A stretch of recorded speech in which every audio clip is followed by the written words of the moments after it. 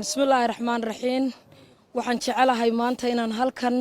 ku soo gudbiyo ku shaaciyo ku soo bandhigo urur siyaasadeedka magaciisu yahay ururka dhalinyarada jamhuuriyadda Somaliland ururka magaciisu yahay Somaliland Youth Party Gurmed waxaan doonayaa inaan halkan ku soo gudbiyo ururka magaciisu yahay SYB Gurmed waxaan doonayaa mar labaadka inaan sharaxo magaca Gurmed ee ururku leeyahay waxaan aaminsanahay magaca Gurmed inuu yahay magac isfasiraya oo aan u baahnayn inaynu tafaasiil badan ka bixino tusaale ahaan ururka Gurmed iyo magaca Gurmed waxaynu odhan karnaa macnaha Gurmed waxa loo yaqaanaa loo isticmaalaa inuu yahay kaalmo degdeg ah tusaale ahaan haddii biyo la'aan kugu dhacdo ama abaari kaalmada ugu horeysa ku soo gaadho waxa loo odhan karaa waxa ku soo gaadhay Gurmed baadiye biyo ah tusaale ahaan haddii caafimaadku ka xun yahay waxa ku soo gaadhaya gargaarka degdega ah fereseedka caafimaadka Gurmed haddii faran colaadeed jirto kaalmada ugu horeysa ku soo gaadho waxa loo yaqaanaa inay tahay Gurmed haddii xisbiyadu inaga xumaayeen oo aynu tabaynay inay soo kormaraan dadkii wanaagsanaa ee hogaamiyayaasha dalka noqon lahaa oo ay muquuniyeen kuwa aan hanan karin hogaanka shacabkan iyo bulshada reer Somaliland waxaynu rajaynaynaa inuu Gurmed siyaasadeed inagu soo gaadho ururka dhalinyarada Somaliland SYB Gurmed inta ka bacdi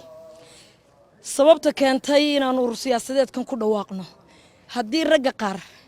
markii ka gufoornada ka soo baxay foogaga soo qaateen 3 sano ka hor bay ahayd markaan ururkan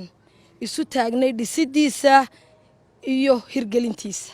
waxaanu tabaynay haldoorkii iyo hogaankii dalku lahaa inay naga raraan godkii doorashada dabadeed lagu dhacay waxa farxadno ah in halkan la soo gaaray waxaan aaminsanahay ururkan gudoomiyaha ka ahay SYB Gurmed waxaan sii hordhacsanayaa waxaan u taaganahay midnimada walaalnimada wax isku darsiga isdoorashada dadkayga waxaan u taaganahay inaan ka midho dhalino dimuqraadiyadda curdinka ah ee dalkaygu sheegtay nabadgelyada iyo amniga dalkaygu gaadhay inaan sumad u ahay waxa aan doonayaa inaan sawir guud ka bixin karo attentionka guud ee caalamka si aynu u kasbano ictiraafka dalkaygu ooman yahay waxaan doonayaa inaan hirgeliyo in laga faa'iideysto cududii dihinayd ee dalku lahaa oo ah dhalinyarada inta ka bacdi waxaan jecelahay inaan shacabka reer Somaliland fariin u diro waxaan doonayaa hablaha iyaga reer Somaliland iyo ragayguba inta jecel dalkooda inay na soo dhaweeyaan anagoo turjumayna magaca dhalinyarada Somaliland waxaan rajaynayaa inay ragaygu ku dhawaaqi doonaan waxaanu nay ururkaynanta SYB Gurmed waxaanu ka midnay ururkaynanta SYB Gurmed waxaanu taageeraynaa ururkaynanta